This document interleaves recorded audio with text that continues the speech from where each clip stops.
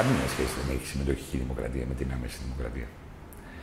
Η συμμετοχική δημοκρατία είναι ένα σκεύασμα το οποίο τάχα μου διεκδίκησε την ιστορική της καταγωγή στις πολιτείες της Αμερικής και μάλιστα της Νέας Αγγλίας, δηλαδή και την περιοχή της Μασαχουσέτης, ή το θεωρητικό της προπάτορα στο πρόσωπο του Τοκουίλ. Με τη μετάλλαξη που υφέστη όλα αυτά τα χρόνια, η συμμετοχική δημοκρατία σημαίνει ένα πάρα πολύ απλό πράγμα. Η δυνατότητα των πολιτών να λύνουν υποθέσεις όσο φτάνει το μάτι τους. Να λύνουν τα μικρά προβλήματα τα οποία αναγκαστικά γεννάει, έτσι, η απόσυρση του κράτους που ο νεοφιλελευθερισμός φέρει. Τι σημαίνει αυτό πάρα πολύ απλά. Να το κάνουμε με απλά λόγια.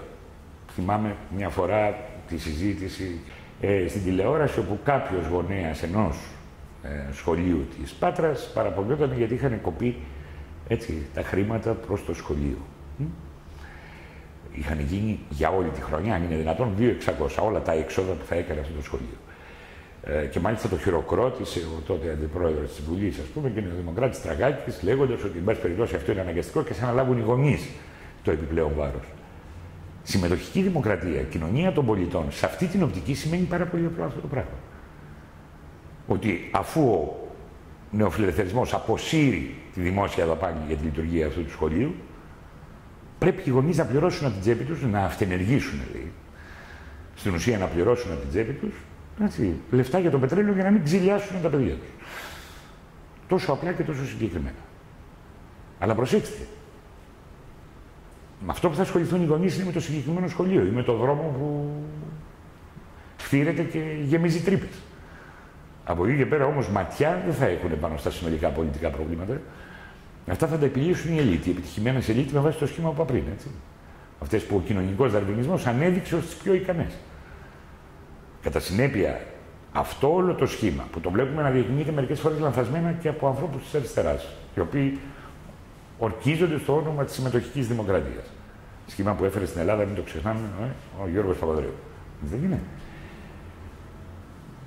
Πρέπει προσεκτικά να το χρησιμοποιούμε και να καταλάβουμε ότι δεν έχει καμία σχέση με την άμεση δημοκρατία, που σημαίνει αυτενέργεια του πολίτη, που σημαίνει απουσία αντιπροσώπων οι οποίοι δημεύουν την εξουσία, σφετερίζονται την εξουσία του πολίτη και την ασκούν τελικά προς όφελός του, που σημαίνει μια σειρά ριζοσπαστικά πράγματα που, αν αρχίσουμε τη συζήτηση έτσι, μπορούμε να αναχθούμε, ας πούμε, από την κομμούνα ως το πιο κοντινό σημείο μεγάλης έξαρσης του σχήματος της άμεσης δημοκρατίας και να φτάσουμε βέβαια, παρότι αφορούσε συγκεκριμένους χιλιοκομμένα πράγματα αυτά, στην αρχαία Αθήνα.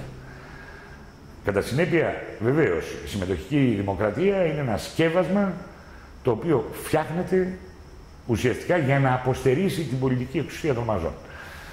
Να το πω έτσι βαρύγδουπα, με παραδοσιακό αριστερό λόγο. Να αποστερήσει την πολιτική εξουσία των μαζών. Να τις κάνει ειδικές στο όσο φτάνει το μάτι μου, και να μην ασχολούνται με τα υπόλοιπα προβλήματα.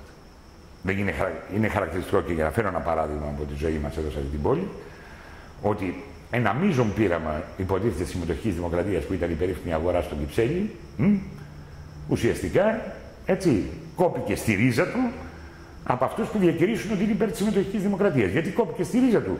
Γιατί η αγορά της Κυψέλης δεν ασχολήθηκε μόνο στο να μοιράζει βιβλία στους κατοίκους, δεν ασχολήθηκε μόνο, και μπράβο τους για τη δουλειά που κάνουν όλοι αυτοί οι άνθρωποι στο να μαθαίνει ξένες γλώσσες στους μετανάστες, δεν ασχολήθηκε μόνο έτσι με το να κάνει εκθέσεις. Κάποια στιγμή άρχισε να συζητάει και τα ευρύτερα πολιτικά προβλήματα. Και αυτό η εξουσία δεν ήθελε να το αποδεχτεί.